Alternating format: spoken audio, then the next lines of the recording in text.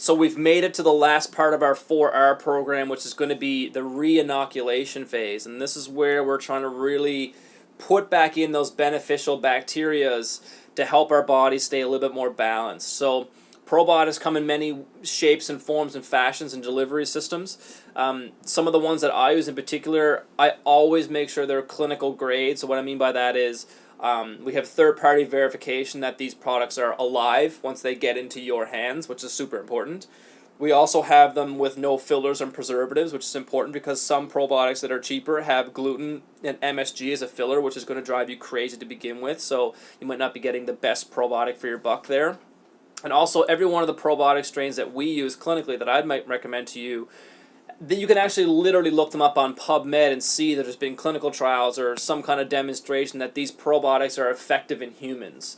So I think that that's super important to take into account because, you know, why would you put in a probiotic species into your body that's not been proven to do anything in a human being?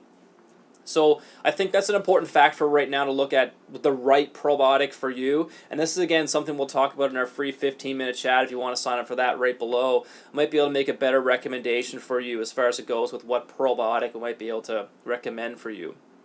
Another big important fact of probiotics with people just starting these substances is probiotics need food.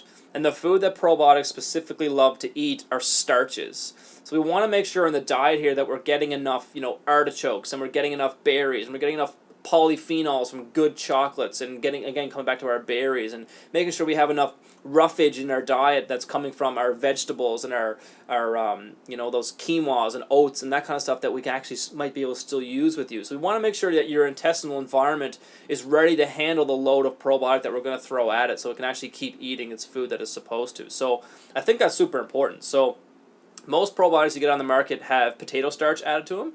So if you're one of those people that have, like, we call it like a histamine intolerance, or if you have very, very poor skin, meaning like when your leaky gut symptom might be your skin, you might not want to use the potato starch. It's a little bit high in what's called histamine creation, so you might actually notice that worsens your skin condition. But again, something we'll talk about in our free 15-minute chat here that we might be able to find a different strategy for you. So I use varieties of probiotics, all different types, all different sizes. But look, you can eat probiotics as well.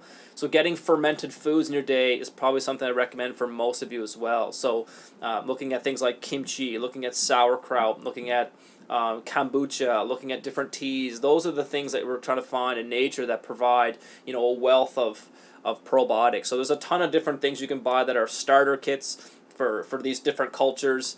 Soil-based organisms are great as well, so don't be afraid to go outside in your lifestyle and get your hands dirty and maybe put your fingers in your mouth, heaven forbid. You know, go to bed dirty for a night. Don't worry about showering after you've been out in the garden. You know, just let your body absorb some of those microbes that are freely available from our soil. So these are the things that I see with probiotics that make the biggest difference, and probiotics might be the thing that helps you feel a hell of a lot better.